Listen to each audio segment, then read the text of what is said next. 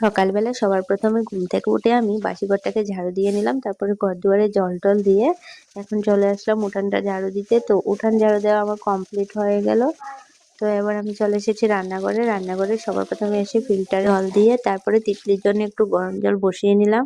তো জল গরম হয়ে গেছে, এখন আমি বাটা বসিয়ে দিলাম আর এদিকে চুলাতে কাঁকরোল ভাজি করে নিচ্ছি। আর এখানে মায়রাগুলি রাত্রে কেটে রেখেছি, মায়রা দিয়ে আলু দিয়ে এই ইলিশ শুটকিটা দিয়ে রান্না করব। তো ইলিশ শুটকিটা কেটে ধুয়ে নেব।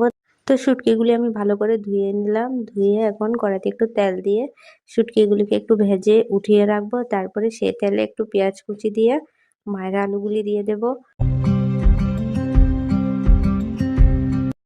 তো আজকের জন্য আমার সকালে রান্না কমপ্লিট। এখানে ভাত, আর এখানে শিং মাছের ঝোল, কাঁকরোল ভাজা, আর হচ্ছে মায়রা দিয়ে আলু দিয়ে ইলিশ শুটকি দিয়ে। তো রান্না তো কমপ্লিট হয়ে গেল। এখন আমি তিতলিকে ঘুম থেকে উঠিয়ে দিয়েছি, উঠিয়ে ওকে ব্রাশটা করিয়ে তারপরে ভাত দিয়ে দিলাম।